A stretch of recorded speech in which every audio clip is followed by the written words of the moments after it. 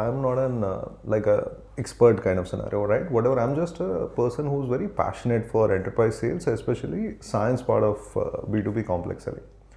So few things I learned during my career, and few things obviously, we keep observing, right? How great sales guys do.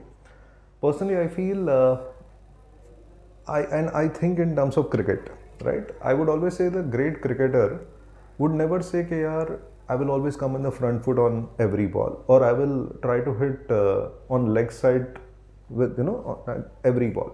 He will have the plethora of shots in his ammunition.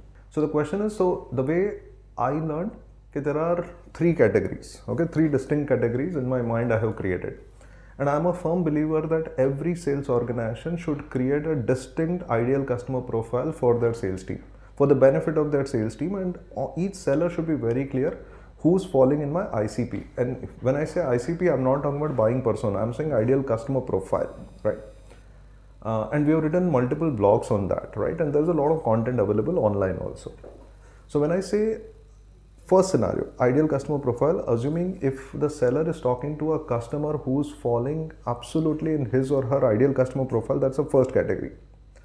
In that case, do the value selling. That means hold the price till the seller has established the value.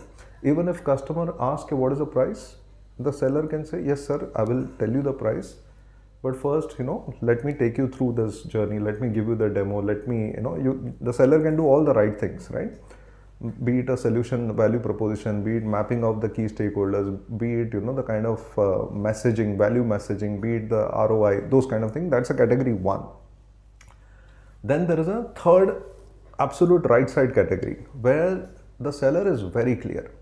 This customer is completely outside my ideal customer profile, absolutely outside my ideal customer profile, right? Then I would say give the price fast, because it should not happen that you are a Mercedes seller, and when you know very clearly that this person is completely outside my ideal customer profile, then no point, trying to give him multiple test drives. First, give that, okay, this is the price. For example, my car starts from, let's say, 30 lakh onwards, 40 lakh onwards. And if the customer wants to fall off the chair, let him or her fall off the chair fast. So that as a seller, it's an important characteristic of losing fast also. Because if the seller is eventually going to lose, then the seller has to learn lose fast also.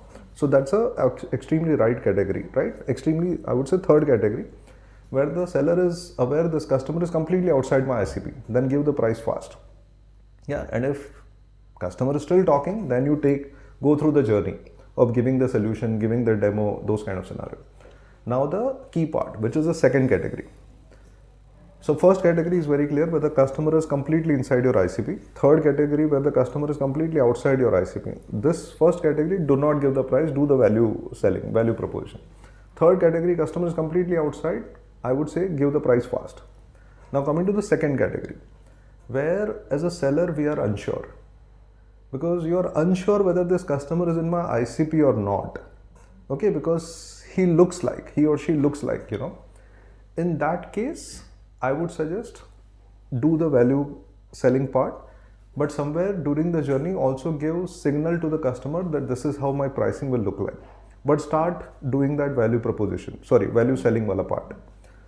But somewhere give that scenario, because if the customer says, nahi, yaar, this is, for example, if the customer is a Honda kind of customer and you have a Mercedes, then you need to tell him, okay sir, I'll give you the test drive, everything, but somewhere during those test drive or during that selling journey, you need to also give him the price, some signaling.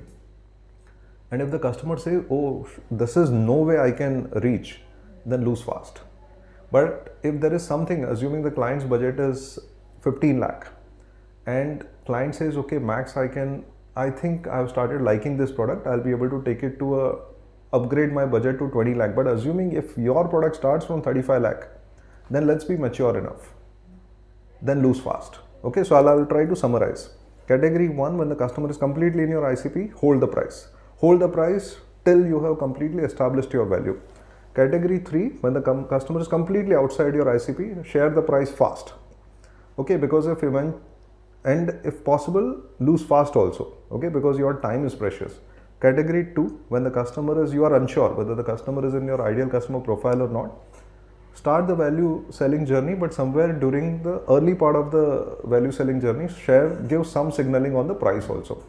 And if the customer falls off the chair, then lose fast. But if the customer says no, I'm still okay, I want to go with the journey, and then try to understand what is the customer's budgeting tolerance. Okay, so try to understand what is the customer's budget, what is the budgeting process, or at least what is the customer's budget investment tolerance. Yeah, that will help, because I'm a firm believer that every sales guy should become a customer centric in B2B complex selling. Nowhere we should ever try to manipulate any customers, but at the same time sellers should also be smart about their time, because their time is precious. Yeah, and this is where I feel that every seller should go after the right account, right opportunity, and the right customer context in those opportunities.